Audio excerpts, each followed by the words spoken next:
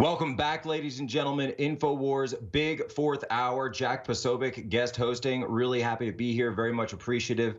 We've got on the line Jacob Wall, this amazing independent young journalist who's come out, massive scoops, massive analysis.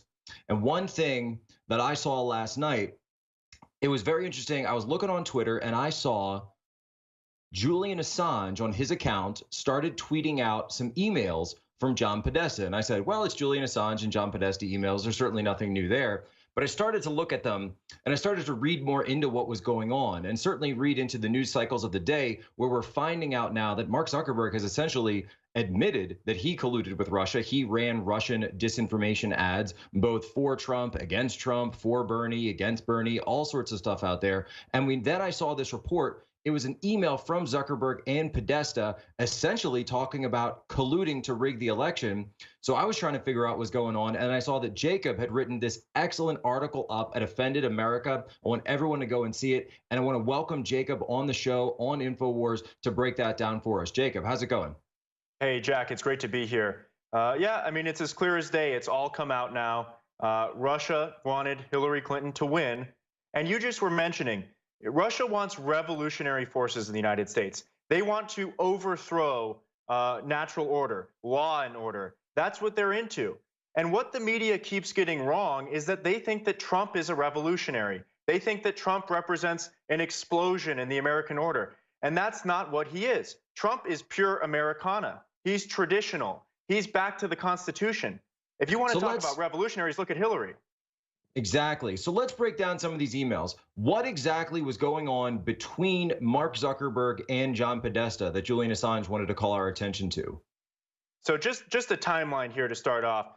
Okay. The first thing that happened is that Hillary's top lawyer for her campaign worked for Facebook in 2011 and got them a special letter from the Federal Election Commission so that they would not have to disclose the spending that took place on political ads.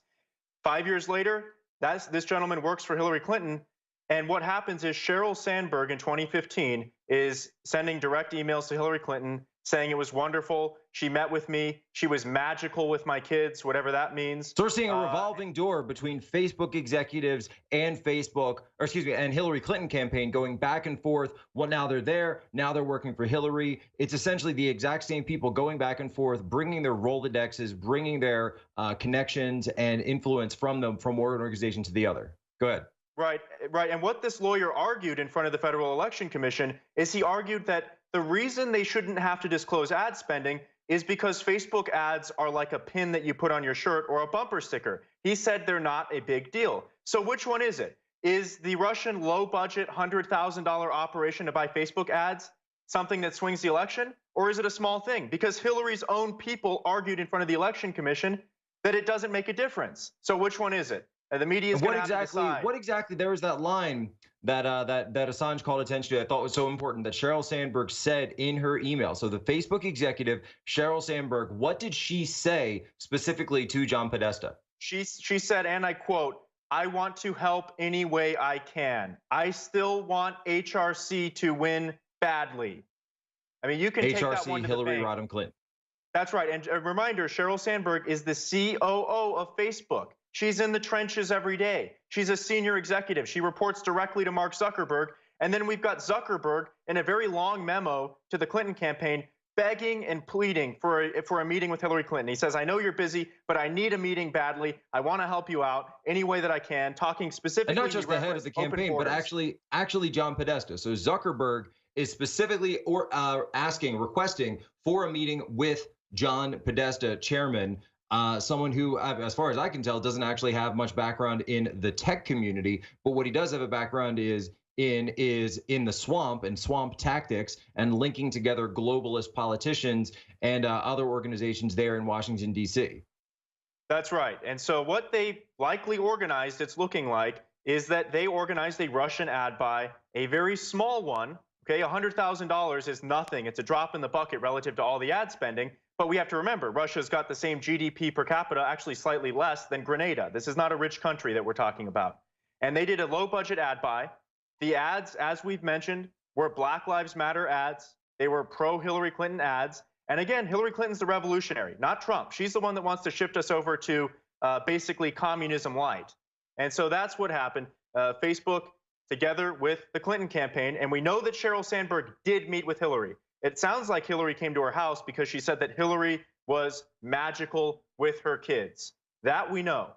We don't know if the Podesta Zuckerberg meeting took place physically. I'm sure they had correspondences. We see the emails, but we don't know that they met in person. However, Facebook's But we're talking about multiple meetings, potential multiple meetings between the Hillary campaign, John Podesta, and Facebook. One that they admit to, which is specifically between Hillary Clinton. There was another one, I think it was on Hillary's agenda, her schedule, when she was in New York City one day in, I think, March, about research. What was that kind of research? What was that meeting? Well, this dates back to 2015. And if anybody should be calling attention to these emails, it's Bernie Sanders.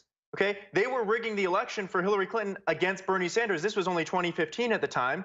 And as we know, there was tons of rigging that went on. Donna Brazile of CNN gave the debate questions to Hillary and didn't give them to Bernie.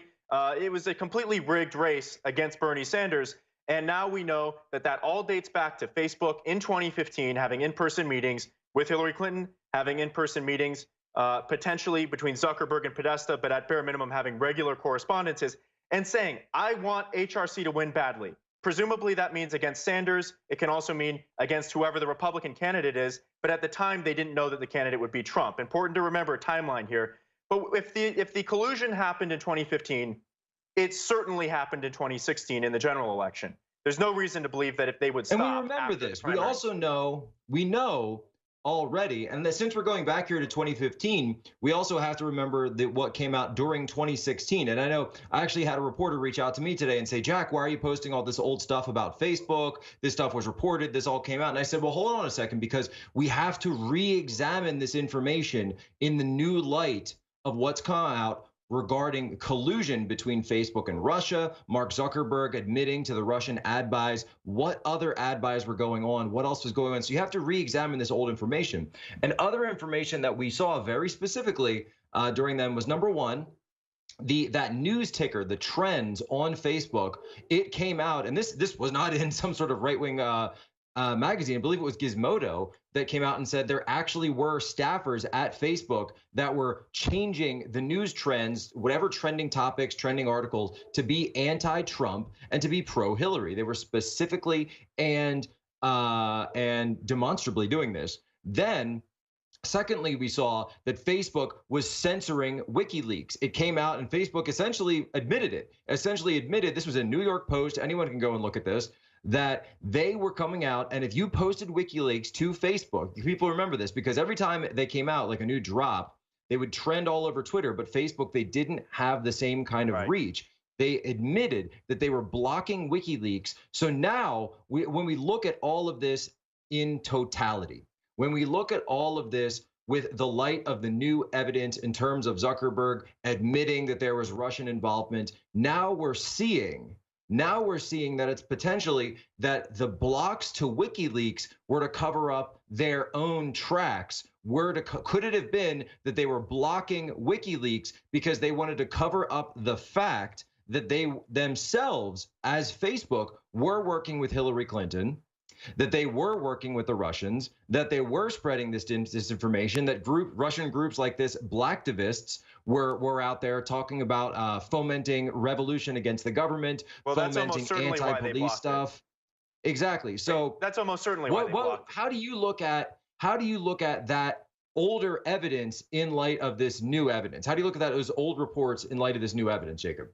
Well, I'll tell you why this new evidence is coming up, and I'll tell you kind of why this is relevant again. And that's because we are not the only ones examining what John Podesta was doing in the election with Facebook.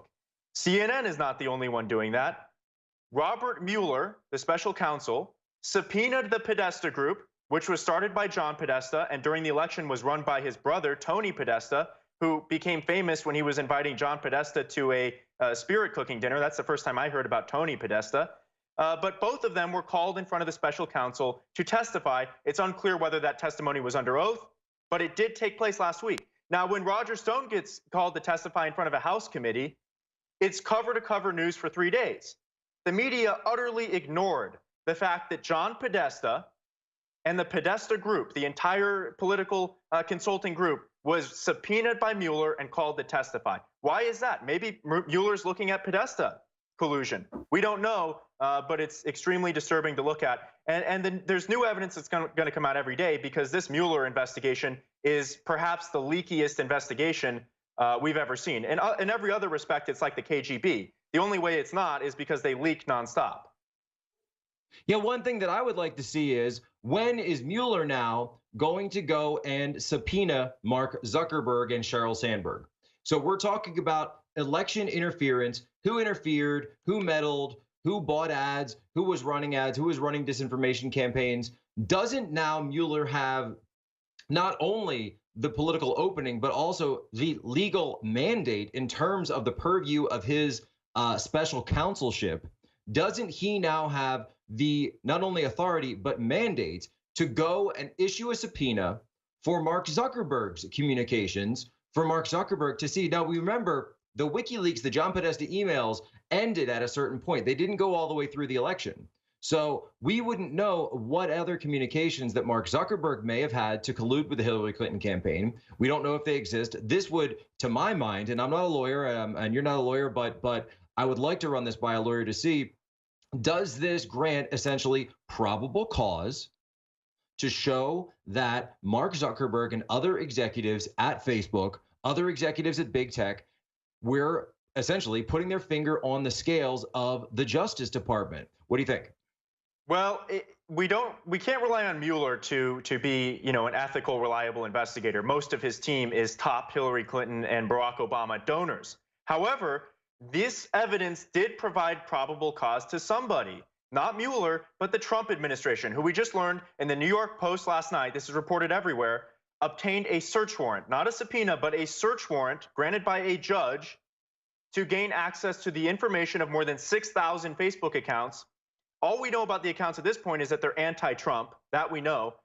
So some judge somewhere saw the mandate to investigate Facebook and issued not a subpoena, but a search warrant to do so. And the Trump administration, this is actually massive, and I want people to understand this, that what you're talking about is breaking news. This hasn't been covered very much by mainstream media. We're going to bring it up here, but essentially that a judge has issued a search warrant for Facebook accounts. Now, break down a little bit more of these accounts. I haven't seen this report myself, but are these bot accounts that we're seeing being anti-Trump, or are these private citizens on their personal accounts, Jacob?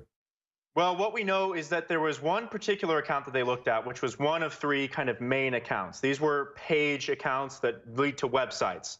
Jeff Sessions had previously obtained a warrant to get server data from the hosting company that runs the website that this page links to. Now he's obtained a warrant to go in and get the information. That was Disrupt J20, right? That's right, Disrupt J20. That was Disrupt J20. So you're talking about, and I know about this one. I can actually tell a funny story about this, but I know about the Disrupt J20. So Sessions has been going after Antifa websites, and Disrupt J20 is essentially an Antifa front group. Now, I can actually talk a little bit more in depth about this one, because I actually got a request, a message from that in terms of the company, because I actually had an account with one of those websites that I was using with Disrupt J20 that I was using to monitor what was going on, to monitor their activity. Right. So because I had that account with sort of an email that I had set up just for that purpose, I actually was one of the people that got the message as well from them. So yes, I can. You're absolutely correct. I'm glad to hear that, because that means that I'm really happy to hear that, because what that means is that these investigations are working. I mean, they're really getting to every last one of the accounts. You're telling us that you just had an account that was used to monitor it, and even you got a notification from them.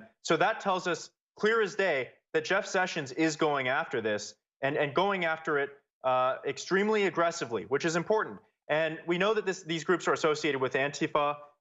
They are violent groups. They were declared domestic terrorist groups as far back as April 2016, before Trump ever came into power. And what we know is that there's as many as 6,000 other accounts whose passwords, usernames, credit card information, and anything else that Facebook has is not going to be turned over, but is going to be taken. A big difference between a subpoena and a search warrant is this is not a request.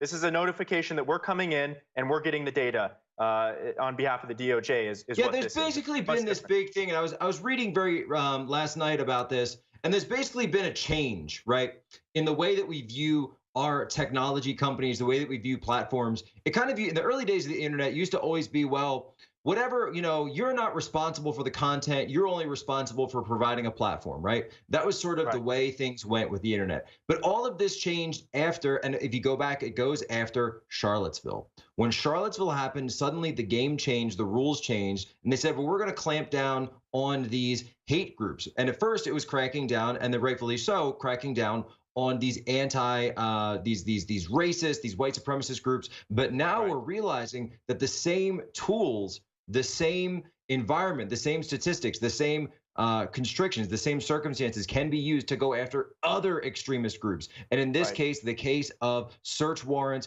executed faithfully and constitutionally under the Fourth Amendment against Antifa.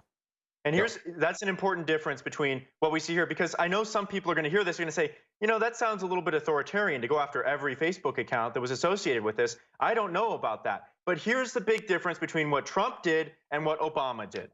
Trump got a search warrant in a real court, a public court in front of a real judge. When Obama was busy wiretapping Trump Tower, he was getting FISA warrants, which take place in a secret national security court and are traditionally only supposed to be used against foreign adversaries like Al-Qaeda, and for good reason. You don't want Al-Qaeda to know that we're surveilling them. But Obama abused the FISA court and used it against American citizens, i.e. Paul Manafort. So this is a big difference. Trump didn't use the FISA court. He didn't use secret search warrants and KGB tactics like Mueller has used and like the FBI under Comey used. He's using legitimate tactics to pursue These are the tactics, the law and order that we've talked about. Now, a lot of people say, hey, I wish I knew there were more about it. I wish I heard more about what was going on. But obviously, the Justice Department, Jeff Sessions, knows about OPSEC. He knows that if you start telling people who is under investigation, that's when they start destroying evidence. We got 30 seconds left, Jacob. Let people know where to find you, where to find your website for all the best new articles. Yeah, people can follow me at Jacob A. Wohl on Twitter. They've seen me on Twitter. They can also check out my website at offendedamerica.com and see all the latest news. Thanks so much for coming on, Jacob. I really appreciate it. Massive breaking news, everybody. The stuff that's coming down, the Department of Justice, Jeff Sessions, going after Antifa, fighting them through Facebook, fighting through this Facebook collusion, finding out what was going on. It wasn't the Russians. It wasn't us. It was America waking up, and it was the establishment fighting back at what we were doing. Be right back.